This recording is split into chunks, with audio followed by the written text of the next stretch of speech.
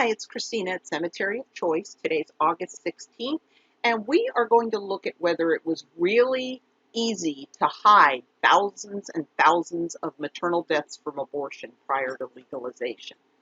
I have a lot of examples I could show you. Here's just one of them. This is from clear back in 1858 in Boston. Now, on Monday, August 16th, 1858, Dr. David R. Brown went to an undertaker asking them to come to his home and remove the body of his 37-year-old servant, who he said had died from cholera. He said her name was Emily Thompson and that she had died at 5 o'clock that morning. They got her buried real quick. She was in the ground by 3 p.m.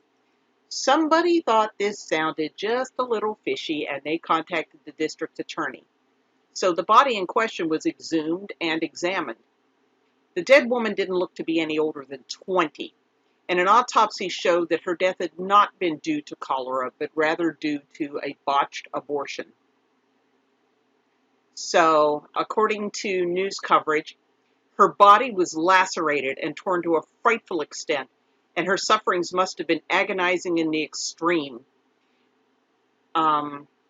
This is pretty typical of internal lacerations, whether the abortion is legal or illegal.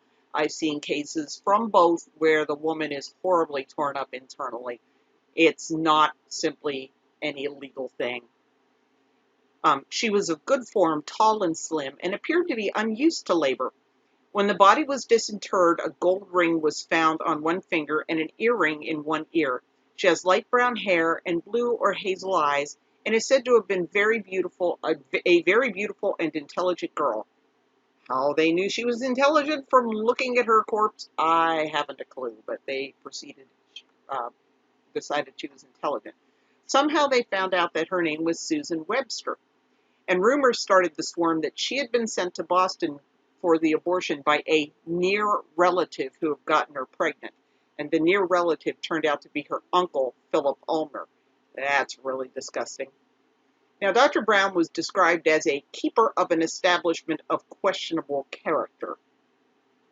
Whether that meant he kind of ran an abortion mill or a brothel, they're kind of vague. It's hard to tell.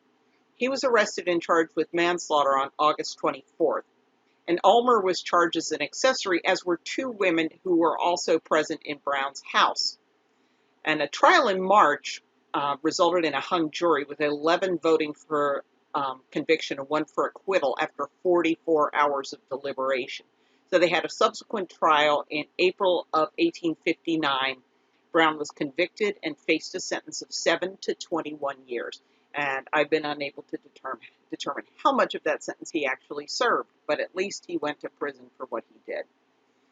Now, once again, we see the Homicide in Chicago Interactive Database not having a breathtaking amount of information. This is my only source for this death. I did manage to find out that it wasn't Mrs. Anthony, as in, sometimes they would use the husband's name. This is something that drove me crazy. I was down at the Red Cross once, and it had like these pictures of officers of the Red Cross, and it'd be like Mrs. Robert Smith, Mrs. Frank Baborchuk. And it's like, did these women not have first names?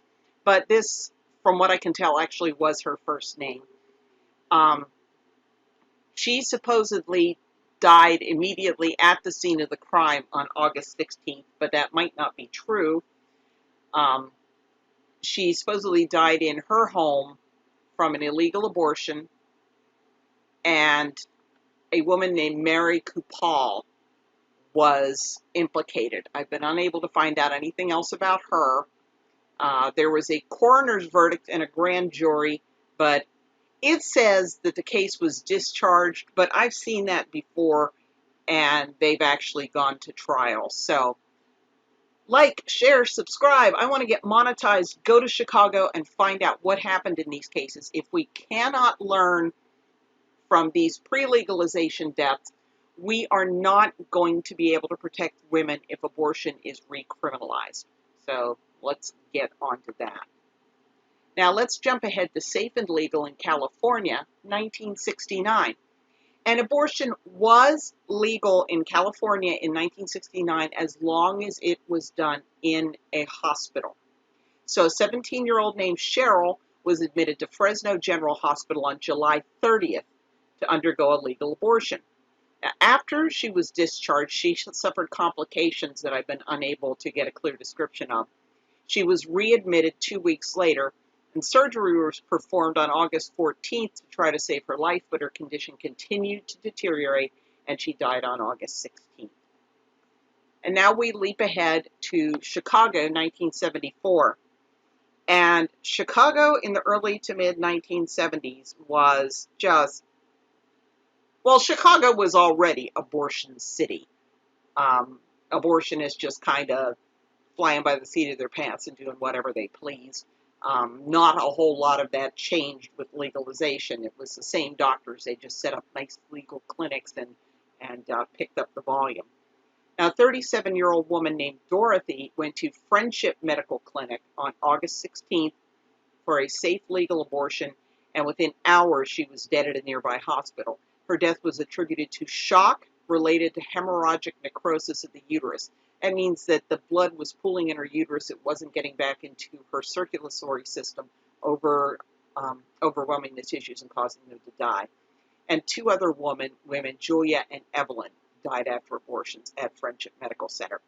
And sometime I will look at the Chicago Sun-Times did an expose in the later mid-1970s called The Abortion Profiteers, looking at exactly how seedy these abortion clinics were.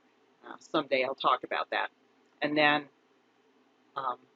these are new documents I found, new to me, regarding Susan Webster's death. So